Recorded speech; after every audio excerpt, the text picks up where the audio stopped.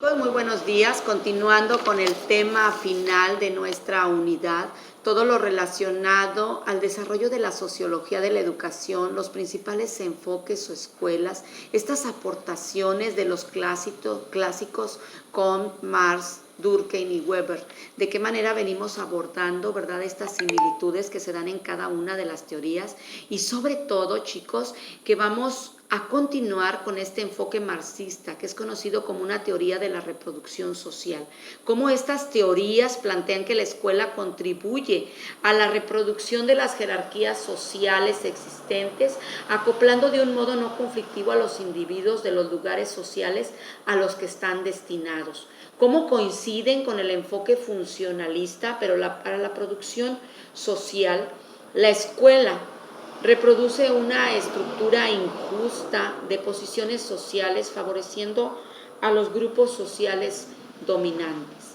Dentro de los enfoques marxistas, ¿verdad?, la idea fundamental de su libro en Bobles y Quintis, ¿sí?, viene la instrucción escolar de la América capitalista.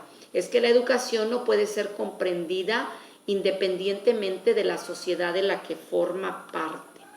La educación, desde este enfoque, está vinculado de modo indisoluble a las instituciones económicas y sociales básicas.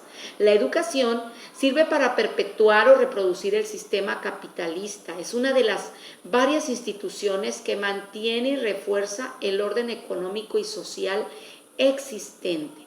Dentro de este enfoque marxista, ¿verdad?, debido a esto, la educación no puede actuar como una fuerza de cambio social en favor de una mayor igualdad. La educación y la política estatal en general es ineficaz para resolver los problemas sociales en el marco de una economía capitalista. Cualquiera que considere que la educación puede contribuir a la solución de los problemas sociales es víctima de una comprensión incompleta del sistema económico. Dentro de este enfoque marxista, chicos, en Bobles y Quintis, ¿qué papel desempeña en este contexto la escuela? Desde este enfoque, la escuela actúa en correspondencia con las relaciones de producción. ¿Sí? Vamos abordando de qué manera se da todas estas cuestiones en cuanto a teorías, ¿sí?, en cuanto a este desarrollo.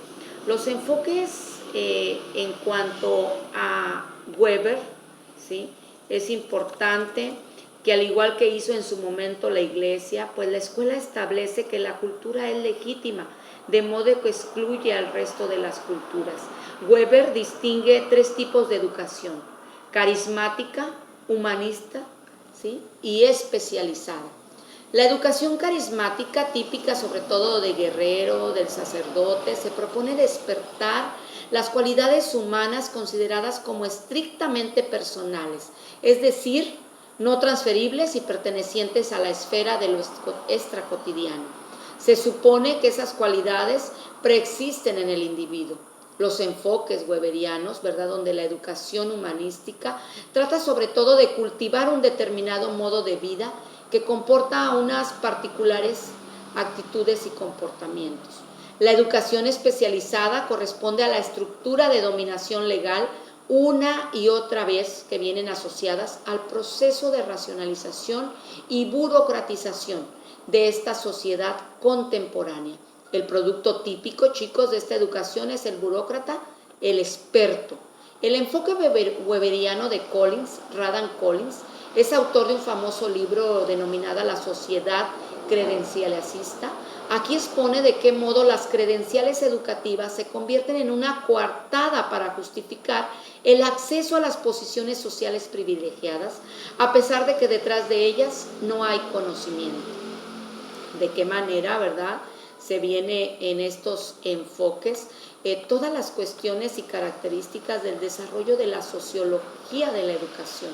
De qué manera, ¿verdad?, es posible el reconocimiento de cada una de las escuelas, las aportaciones que desarrollan y sobre todo, chicos, en cuestión desde el punto de vista de Durkheim, de Marx, de Weber, ¿verdad?, los principales representantes, las principales aportaciones, todo lo relacionado, ¿sí?, desde este ámbito.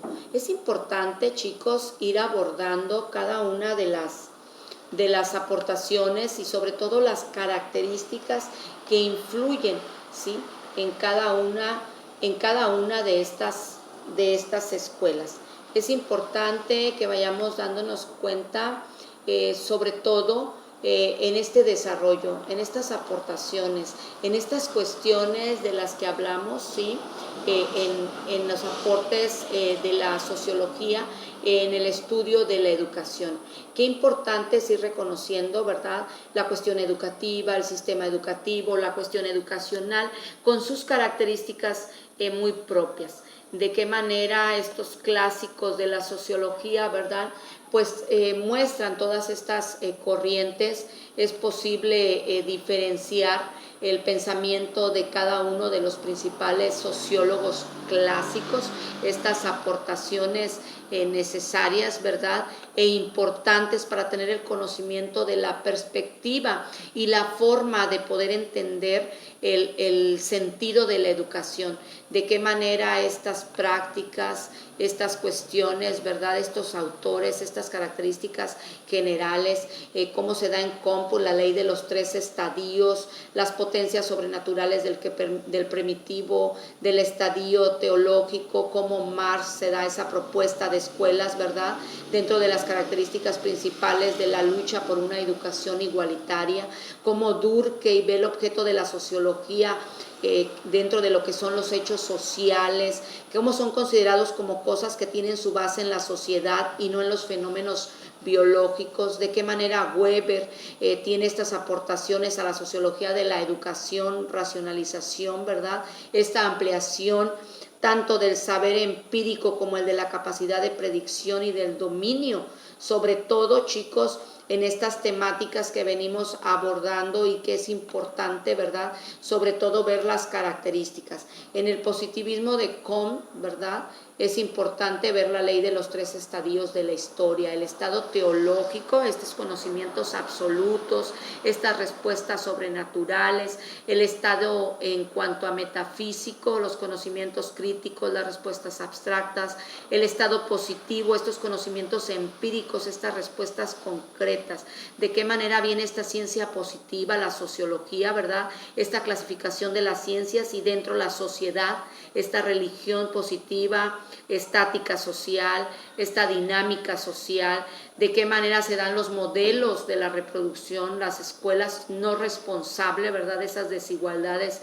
sociales que no las cambia, de qué manera se dan las teorías sociológicas de la actualidad superando este reproduccionismo, de qué manera viene Bernstein, Apple, viene Willis, viene Grauss y cada uno con sus características. Habermas, ¿verdad?, a través de su obra de la teoría, pues habla de esta acción comunicativa y cómo ha contribuido de manera decisiva al actual giro dialógico, ¿verdad?